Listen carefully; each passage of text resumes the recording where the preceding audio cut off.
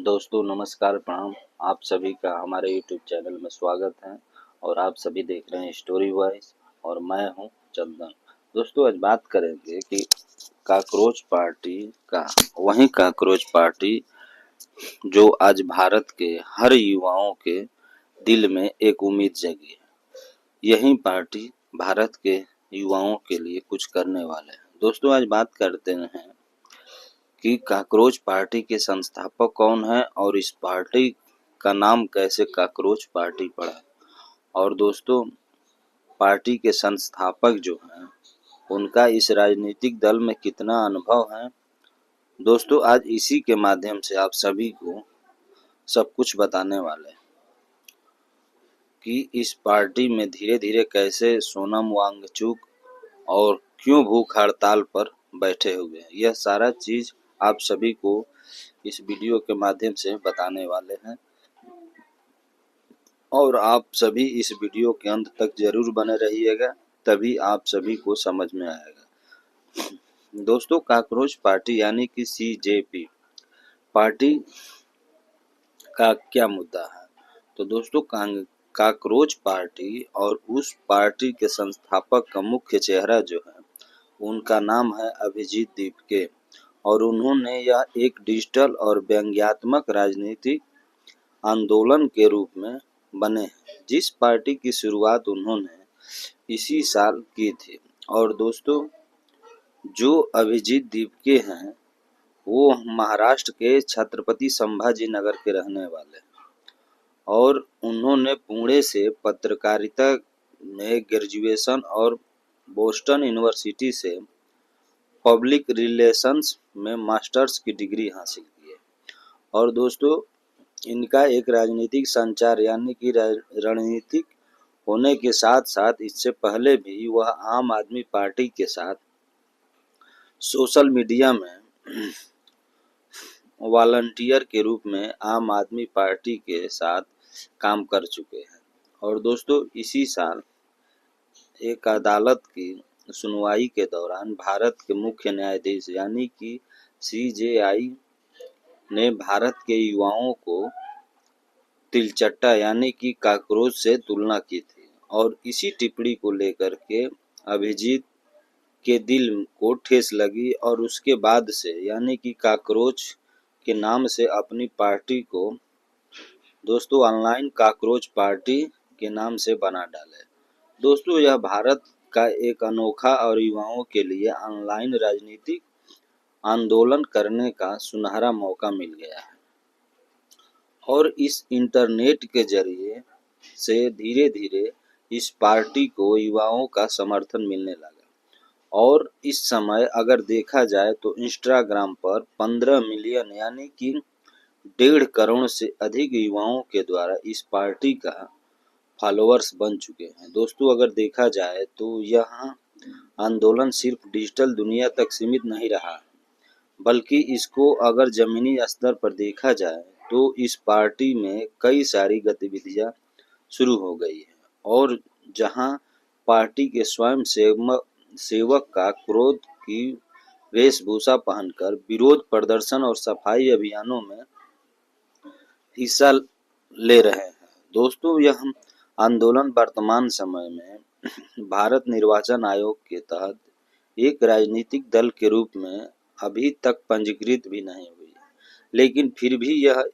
भारतीय युवाओं को प्रभावित करने वाली और व्यापक सामाजिक आर्थिक और राजनीतिक मुद्दों के खिलाफ युवाओं द्वारा अभियान चलाया जा रहा है। दोस्तों अब बात करते हैं कि हकीकत में अदालत में ऐसा क्या हुआ था जिसको लेकर के वहां न्यायालय के न्यायाधीश ने कॉकरोच नाम दे दिया था। तो दोस्तों दिल्ली के वकीलों के पद नाम से जुड़े एक मामले में संजय दुबे नाम का एक वकील ने न्यायालय में याचिका दायर की और इसमें मुख्य न्यायाधीश जो सूर्यकांत जी थे उन्होंने इस समय की बर्बादी बताते हुए खारिज कर दिया। तो इसको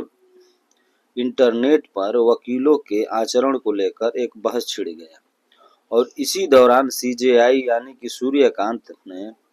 फर्जी डिग्री वालों वकीलों को और इंटरनेट पर अपनी भड़ास निकालने वाले लोगों की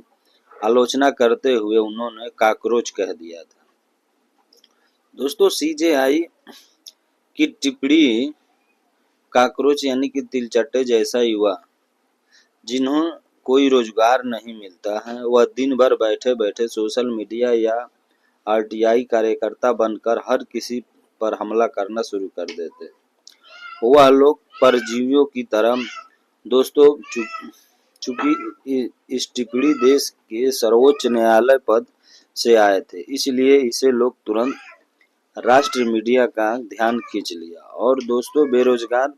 युवाओं और छात्रों ने इसे अपना अपमान समझ करके सोशल मीडिया पर भारी भरकम आक्रोश पैदा कर दिया और विवाद बढ़ने पर न्यायाधीश ने अपनी बयान को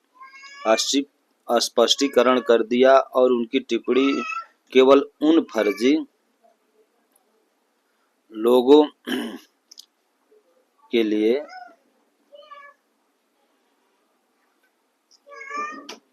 जो जाली डिग्रियों के सहारे लड़ने की कोशिश करते हैं। दोस्तों, अगर कॉकरोच जनता पार्टी का भविष्य देखा जाए तो मुख्य रूप से एक सशक्त सोशल मीडिया यानी कि आंदोलन और राजनीतिक दबाव समूह के रूप में दिखाई देता है। दोस्तों, इसके संस्थापक अभिजीत ने स्पष्ट कर चुके हैं कि भविष्य में इसका चुनाव लड़ने का कोई इरादा नहीं है और यह समूह सत्ता और विपक्ष दोनों को बेरोजगारी या पेपर लीक और शिक्षा प्रणाली जैसे मुद्दों पर जवाबदेही बनती है और इसका जवाब पाने के लिए एक महत्वपूर्ण मंच बनाया गया है। दोस्तों, इसका भविष्य केवल चुनाव जीतने तक सीमित है, बल्कि यह निराश युवाओं के गुस्से और असंतोष को मुखर करने और लोकतांत्रिक व्यवस्था में एक रचनात्मक व्यंग्य के रूप में आवाज उठाने में सफल रहेगा। दोस्तों, अभिजीत खुद कहते हैं कि मैं खुद भारत के मुख्य न्यायाधीश का बयान देख रहा था, जहां पर वह सिस्टम की आलोचना करने और अपनी राय देने के लिए देश के युवाओं की तुलना सीधे कॉकरोच और परजीवियों से कर रहे थे। इससे मैं बेहद दुख समझा और क्योंकि सीजेआई को देश के संविधान का रक्षक माना जाता है, आज वही संविधान जो हर किसी को अभिव्यक्ति को स्वतंत्रता की आज़ादी देता है और उसे अपनी स्वयं रक्षा करने के लिए वह कैसे युवाओं की तुलना